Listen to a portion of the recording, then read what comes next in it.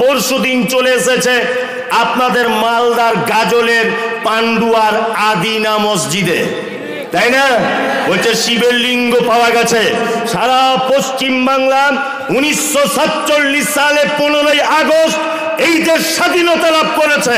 স্বাধীনতার পর থেকে 2024 সাল পর্যন্ত, আজকে 24 তারিখ না 22 তারিখ, কোন মহারাজ আদিনা মসজিদে শিবের লিঙ্গ খুঁজে পেল না। পশ্চিম বাংলার কোন মহারাজরা দেখতে পেল না। আর দিল্লি থেকে কোন গোপাল ভাঁড় এসে এখানে বলে দিচ্ছে এর ভিতরে দেবদেবী আছে, এর ভিতরে শিবের লিঙ্গ আছে। ভণ্ডামি খুঁজে পাও না, বদমাইশি জায়গা পাও না। 1947 সাল থেকে আজও পর্যন্ত এই ব্যাপারে কোনো তথ্য নেই। আর 2024 সালের সামনে বিধানসভার ভোট, এই লোকসভার ভোট, ফ্রিতে রাজনীতি করতে এসেছে। পশ্চিম বাংলায় কোনো অস্তিত্ব নেই। কি বললাম বুঝলেন? কোনো অস্তিত্ব নেই। এগুলো করছে কারা? এই গেরুয়া কালার এই সমস্ত চিজেরা এটা করছে। মাথায় রাখবেন, এটা হচ্ছে কাজী নজরুলের বাংলা। মাথায় রাখবেন, এটা রবীন্দ্রনাথের বাংলা। মাথায় রাখবেন, এটা শান্ত বাংলা। দিল্লিতে দাঙ্গা করা সম্ভব। ওই আপনার বাবরি মসজিদে 1993 সালে দাঙ্গা করে মুসলমানদের মারা সম্ভব হয়েছিল। 2024 সালে পশ্চিম বাংলাতে আদিনা মসজিদকে কেন্দ্র করে এটা আর সম্ভব নয়। আমাদের মসজিদ আদিনা মসজিদই থাকবে। কোশ্চিন কালেও এটা কখনো মন্দির হতে দেওয়া যাবে না, ইনশাআল্লাহ। ইনশাআল্লাহ। আমার বড় দুঃখ লাগছে এই জায়গাটায়, সারা পশ্চিম বাংলার মাটিতে যত নেতা নেত্রী রয়েছে, সেটা মুসলিম হোক, হিন্দু হোক, যেই হোক, গত পরশুদিন আদিনা মসজিদে যে কাণ্ড ঘটেছে, একটাও রাজনৈতিক কোন নেতা মুখ খোলেনি। আর ভোটের সময় এসে ঘোমটা দিয়ে বলছে আসসালামু আলাইকুম।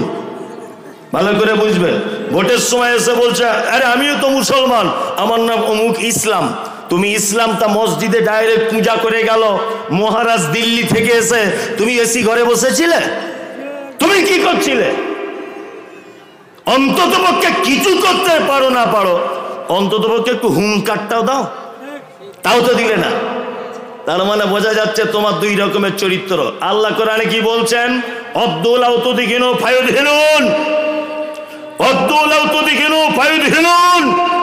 আল্লাহ নবীকে বলছেন, নবী আপনার পক্ষে এটা উচিত হবে না যে আপনি তাদেরকেও বলবেন তোমরা 360টা দেবদেবী পূজা করছো, করো, আমি আমার আল্লাহকে মানছি, মানবো, তুমি তোমার মতো থাকো, আমি আমার মতো থাকি। এটা কখনোই উচিত নয়। নয় ইসপার, নয় উসপার। আদিনা মসজিদ থেকেও আস্তে আস্তে আপনাদের মালদা তো দেখবেন কোন দিন বলবে ওখানেও রামের মন্দির ছিল।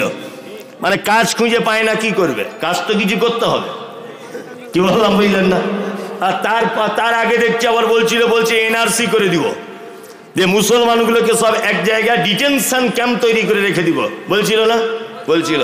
একটা কথা বলছি শুনুন, ক্ষমতা বেশি দিন থাকে না। শাহজাহান টিকে নেই, আলমগীর টিকে নেই, আছে? সেকেন্দার টিকে নেই, আছে? বাহাদুর টিকে নেই, আছে? নবাব সিরাজউদ্দৌলা টিকে নেই, আছে? টিপু সুলতান টিকে নেই, আছে? কেউ টিকে নেই। তোমার মতো পাগল আর বেশি দিন টিকবে না, সারা ভারতবর্ষের মানুষ জেনে গেছে। কাজ নাই, কিছু নাই, বলছে ডিটেনশন ক্যাম্প করতে হবে। কেন? বলছে মুসলমানগুলো এটা অনুপ্রবেশকারী, এরা অনুপ্রবেশকারী। আরে সারা ভারতবর্ষে পশ্চিম বাংলায় যদি আদি লোক কেউ থাকে, তাহলে মুসলিমরা আর ঘোষেরা আছে আদি। কি বললাম বুঝলেন? আমরা বলছি আমরা নাকি বাংলাদেশ থেকে এসেছি, পাকিস্তান থেকে এসেছি। আরে গাধা, তোমার মাথায় গোবর আছে? তুমি জানো যে 1000 বছর এদেশ আমরা শাসন করেছিলাম? মনে আছে এটা? তারপরে এসেছে ব্রিটিশ, প্রায় 180 থেকে 200 বছরের কাছাকাছি শাসন করেছে। তারপর এসেছে কারা? তোমরা। 1947 সালে তোমরা পাল্টাপাল্টি করে তারপরে দেশে ক্ষমতা এসেছো। 1000 বছরে দেশ শাসন করেছিল কারা? 1000 বছর আমরা শাসন করেছি, আমাদেরকে বলছে অনুপ্রবেশকারী। ওই যারা পাকিস্তান থেকে এসেছে, মানে কিছু খুঁজে পায় না। কি বললাম বুঝলাম তো? কিছু তো করতে হবে একটা। আসলে ঘটনা ওটা নয়।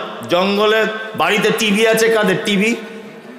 টিভি আছে বাড়িতে কারুর? ভয়ে হাত তুলছে না, তুলুন না। আমি তো হারাম ফতোয়া দিব না, তুলুন। ভয়ে তুলছে না, ছিল এখন আর নেই, মোবাইল উঠে গেছে। আর আমি বলছি যাদের বাড়িতে টিভি আছে আপনারা লক্ষ্য করবেন যে টিভিতে একটা চ্যানেল আছে, তার নাম হচ্ছে ডিসকভারি, আর একটা আছে এনিম্যাল প্ল্যান, তাই না? ওই দুটো চ্যানেলে কি দেখায়? শাহরুখ খান, সালমান খান, প্রীতি জিন্টার, হেমা মালিনী, ঐশ্বর্য, এদের দেখায় না। কি দেখায়? ও দেখায় পশু পাখি, বাঘ, ভল্লুক ইত্যাদি। জঙ্গলে অনেক রকমের প্রাণী আছে, গরু আছে, ছাগল আছে, বাঘ আছে, সিংহ আছে, হরিণ আছে, সবাই আছে। বাঘ মাংস খেতে পছন্দ করে না সবুজ খেতে পছন্দ করে? মাংস, তাই না? বাঘ গরুর মাংসও খায়, বাঘ ছাগলের মাংসও খায়, তাই না? তা জঙ্গলে বলুন তো দেখি, বাঘ সব থেকে খেতে পছন্দ করে কার মাংস? হরিণের মাংস। তার মানে বাঘও জানে যে ওর মাংস খুব টেস্টফুল, তাই না? খুব টেস্টফুল, পুষ্টিকর খাদ্যর মাংস, তাই না? গরু আছে খায় না, ছাগল আছে খায় না। তা আমাদের ভারতবর্ষের সরকারের অবস্থা ঠিক তেমন। এই দেশের মাটিতে হিন্দু, মুসলিম, ইহুদি, হাঁড়ি, চুয়ার, চামার, বাগদি, ছুতর, মেথর, খাল, বিল সবাই বসবাস করবে। কাউকে ডিটেনশন ক্যাম্পে ভরতে হবে না, এনআরসি কারোর ব্যাপারে করা লাগবে না। এই ছেঁড়া কটা মুসলমান আছে এদের ব্যাপারে এনআরসি করা লাগবে। কারণ কি? তার মানে সরকার বুঝতে পেরেছে যে এদের কাছে কোনো দামি মাল আছে। কি বললাম বুঝলেন? দামি মাল কি? দামি মালের প্রমাণ হয়ে যেত এতদিন। ডাক্তার জাকির নায়েক যখন দেশে ছিলেন, ডাক্তার জাকির নায়েক মুম্বাইয়ে একটা প্রোগ্রামে মোটামুটি 20-30 জন মানুষ ইসলাম গ্রহণ করছিল। দেখতে পাচ্ছিলেন আপনারা? 20-30 জন মানুষ যারা লেকচার মারছে 2024-25-এ ভারতবর্ষটাকে হিন্দু রাষ্ট্রে পরিণত করব। এরা মানে ভয় খেয়ে গেছে যে এই লোকটাকে যদি দেশের মধ্যে রাখা হয় তাহলে মনে হয় সব দাড়ি টুপিওয়ালা মুসলমান হয়ে যাবে। ওই জন্য দেশ থেকে তাড়িয়ে দেওয়া হলো।